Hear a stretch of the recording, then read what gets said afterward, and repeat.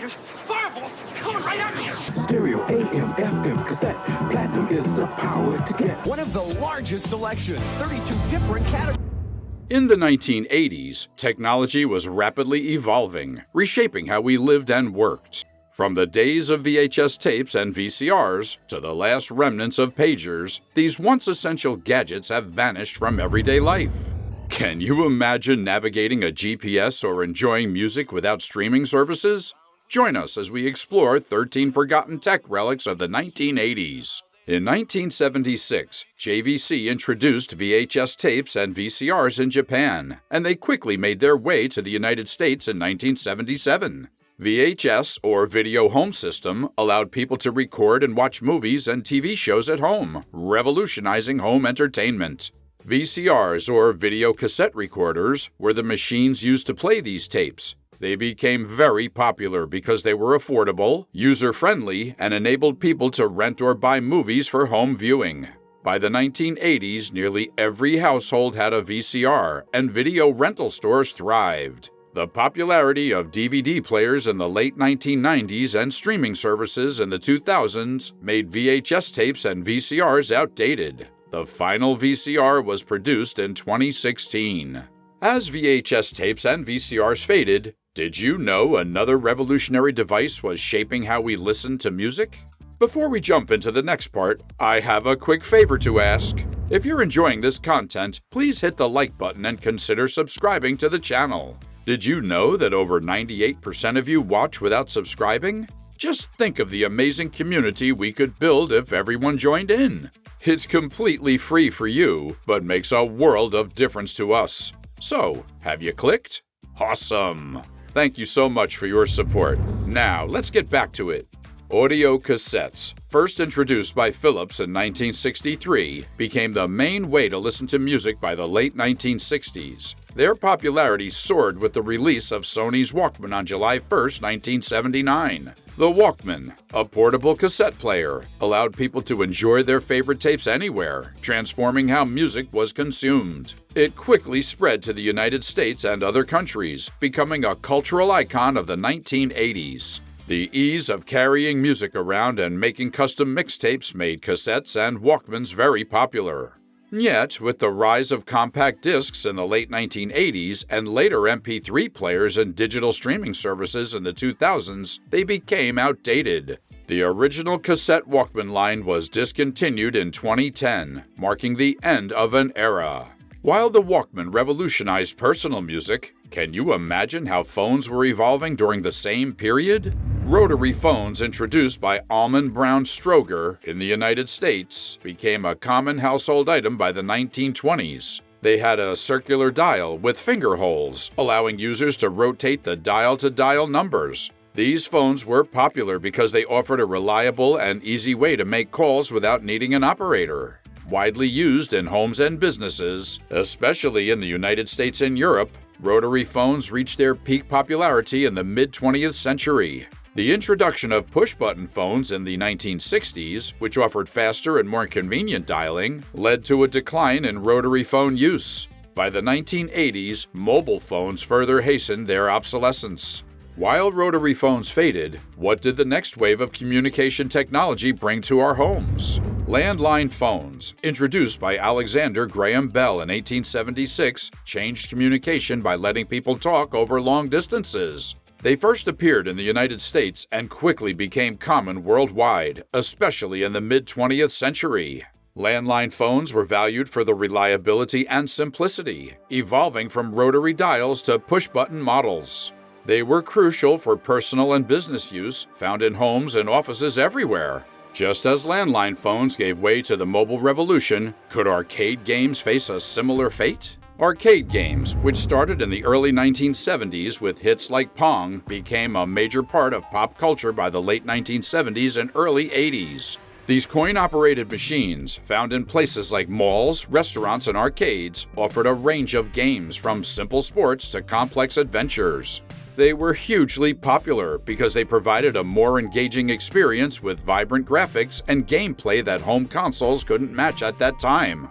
The introduction of home gaming consoles, such as the Nintendo Entertainment System in 1985, began to change all of this. With the rise of home gaming, many arcades started to close by the late 1980s and early 90s, as people preferred the convenience of lower-cost gaming at home. As arcade games faded with the rise of home consoles, what other innovations were transforming daily life in the late 80s? Typewriters, first introduced commercially in 1874 by E. Remington and Sons in the United States, were mechanical devices for typing on paper. They quickly became essential in offices, homes, and schools, especially in the US and Europe. Typewriters were favored because they made writing much faster than handwriting and produced clean, readable documents. The classic QWERTY keyboard layout, designed for typewriters, is still used on keyboards today. With the rise of personal computers and word processing software in the 1980s, typewriters started to fall out of use. By the late 80s and early 90s, they had mostly vanished, replaced by more efficient computers. The decline of typewriters left a gap in the world of instant communication. What other innovations emerged to fill this void?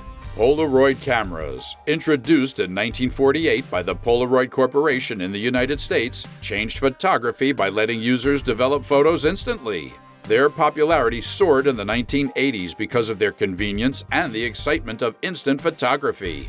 People enjoyed capturing moments and seeing the results within minutes, making Polaroid cameras a favorite at parties, family gatherings, and vacations. The Polaroid SX70, released in 1972, was especially cherished for its sleek design and foldable structure. The advent of digital cameras and smartphones in the late 90s and early 2000s, which offered instant sharing and better image quality, led to the decline of Polaroid cameras. Polaroid cameras revolutionized instant photography. But how did music technology evolve in a similar era? Boomboxes, also known as ghetto blasters or jam boxes, appeared in the late 1970s and became a cultural icon in the 1980s. These large, portable stereo systems, often with cassette players and AM/FM radios, were popular in the United States and soon spread worldwide. People loved them for their loud and clear music, making them perfect for outdoor gatherings, street performances, and personal enjoyment. They were especially popular in urban areas and became linked with the rise of hip-hop culture. The ability to record music directly from the radio onto cassette tapes added to their charm.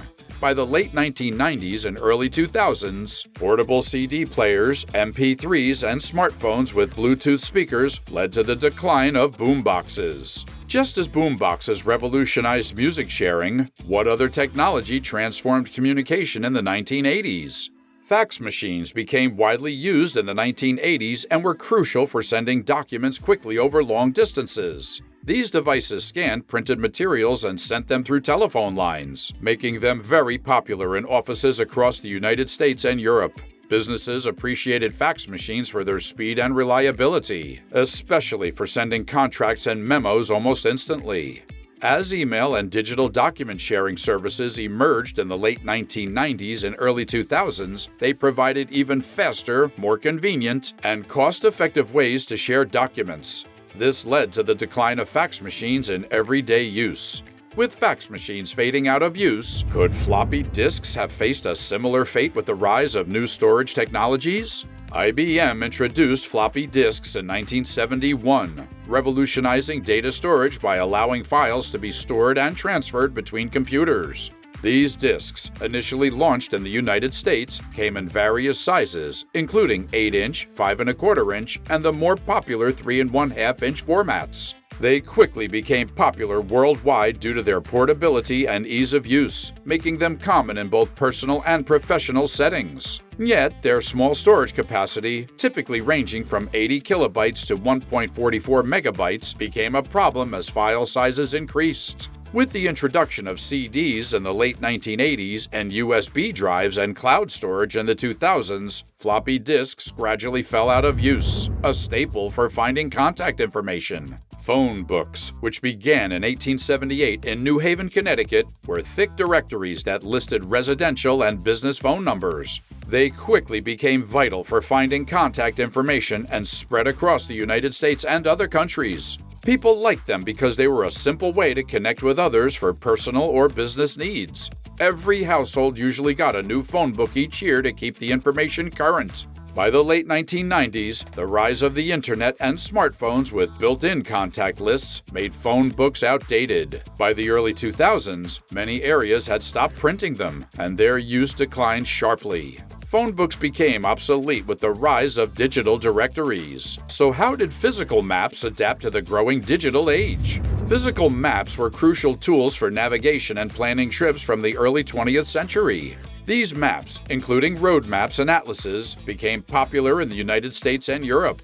They provided detailed geographical information that helped travelers find their way and plan routes effectively. Physical maps were appreciated for their reliability, ease of use, and availability at gas stations, bookstores, and tourist centers. The introduction of GPS devices in the late 90s and smartphone apps like Google Maps in the 2000s changed navigation dramatically by offering real-time updates and turn-by-turn directions, which led to a significant decline in the use of physical maps by the early 2010s.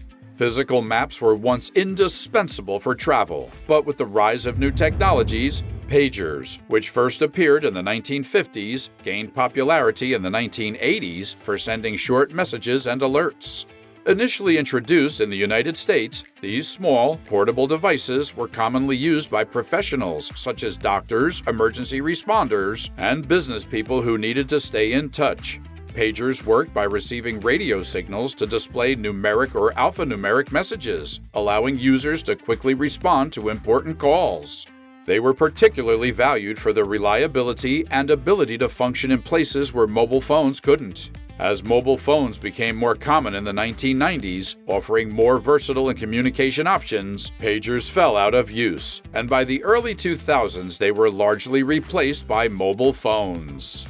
As we look back at these forgotten 1980s gadgets, it's clear how rapidly technology evolves. Which of these devices did you use or miss the most? Let us know in the comments. And if you enjoyed this trip down memory lane, don't forget to like, share, and subscribe for more content. And we'll see you next time.